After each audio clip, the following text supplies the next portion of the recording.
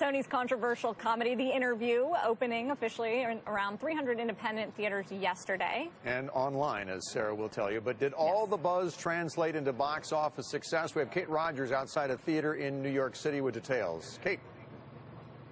Hey, Bill and Sarah. Well, it looks like it did work out for Sony. The movie company pulling in over $1 million on that Christmas Day opening of the movie The Interview after all that they've been through over the past couple of weeks. Now, we have to remember this is a very limited release. As you said, it's only being shown in about 330 of these independent movie theaters like the one you see behind me around the country. And Sony says that's only about 10% of the full amount of theaters it was expected to be released in before this hack attack took place. It also had a strong showing online. It was a top clip on YouTube Movies and Google Play, and it was also streaming on Xbox and PlayStation despite the connectivity issues that both of those game systems had over the holiday. And interestingly enough, guys, Sony still hasn't released the numbers on how many people have tried to stream it online. That $1 million mark, a great milestone for Sony, but it looks like they've still got a long way to go to recoup the cost that they've spent on the Interview between marketing and production. There's a number out there saying they'll have to hit at least $100 million in order to break even. Bill and Sarah, back over to you. All right, Kate, thanks very much. Before we move on, what did you think of the movie? If you're a Seth Rogen fan, if you're a James Franco fan, and you know what to expect, it's not going to be, a critically acclaimed movie. It's hilarious. And you're also fulfilling your patriotic duty and freedom of expression. Don't give me the patriotic and free duty speech by thing. watching it. No, it's very funny. I laughed out loud like many times. Bob, have you seen Bob Hope and Bing Crosby movies? Somebody, of course, somebody said they're the new Bob Hope and Bing Crosby. They are, and this is great for them. And they even showed up at Seth Rogen and Evan Goldberg. Kenny, did you go see this thing? I got to tell you, I'm not really a Seth Rogen fan. I don't like that kind of comedy, so I probably won't. I might see it at home online, but I'm not going to pay to go to a theater to go see it. Yeah, I'm with you on all that. No, it's funny. All right. You sound like my daughter. She said the same thing. You have to qualify by saying if you're a Seth Rogen fan, you do. Then you'll like the movie. I just said I wouldn't let my parents see it. I'm glad I didn't. I watched it also. I streamed it on YouTube on Christmas Eve. But I wouldn't say you'd sit down, and it depends on who your parents are. And I do have to say, it was offensive if you were watching in North Korea, which it was embarrassing. I know we need to move on here, but Susan Lee, how do you think it would play elsewhere in Asia? Well, I have friends already that have streamed it, maybe some not legally, but I'm not going to out them right now. But yes, it is getting a lot of play in the Asia Pacific, I guarantee you. Yeah, the press you can't beat. All right, you know what's interesting? That while Sony had that whole fiasco, Xbox now back up and running, but it experienced some delays, Bill. Yeah, Sony's PlayStation Network still down after the group Lizard Squad claimed responsibility for hacking into both of those systems yesterday. This is the same group that took credit for PlayStation's breach back in August. Let's talk about it more with our guest, Joe Loomis, who's CEO of CyberSponse, a cyber incident response firm. Joe, thanks for joining us.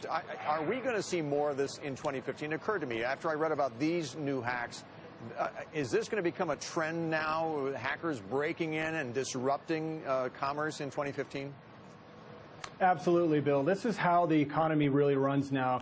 The dependency of security and how important it is now, I think these board-level executives need to understand that this is game-changing. Your organization is going to be impacted. You're going to be brought to your knees. Everything is about incident response. And if it takes a company 2 or 3 days to respond to a certain type of attack, it often makes it look like, are they really prepared for this type of stuff? How well orchestrated are they? Are they practicing? Are they running simulations? It's to kind of talk a little age-old, analogy. My dad was a firefighter, and how many times does a building have to catch fire before the fire department learns how to put a fire out properly? Exactly.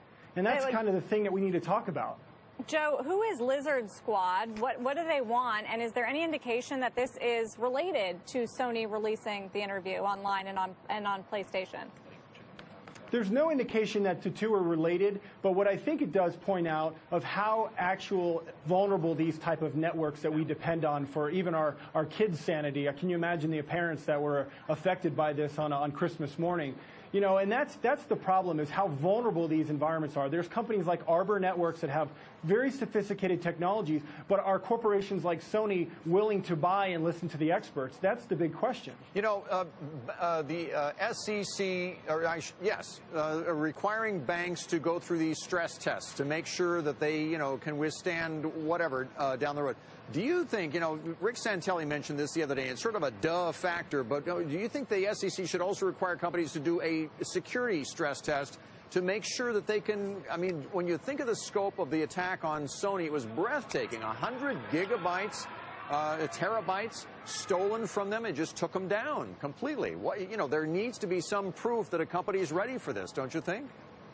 I agree 100%. I mean, Enron created Sarbanes-Oxley. I think these attacks are going to create that type of regulation that is required. You're going to need to have some penalty aside from just embarrassment and monetary losses to really get these corporations to start stepping up. I think we've got to leave it there. I was just going to say also, Congressman Mike Rogers wrote about this in the Wall Street Journal about how companies can better collaborate with Congress, Bill, when it comes to the release of this kind of sensitive information and fighting cyber terrorism. They have to do it. It's only going to get worse. Joe Loomis, thanks for joining us today, by the way. Thank you a lot, Bill. Take care. Yeah. See you later. Have a good weekend. So the question is, would you invest in somebody else's lawsuit? Exactly. Our next guest has a product that allows you to do just that, but is it actually a good investment? We'll discuss that, some of the risks, and want to know what you think. Vote at CNBC.com/vote. That is straight ahead. Would you invest in somebody else's lawsuit? Bill, would you? I got a lot of questions for this guy coming up first, though.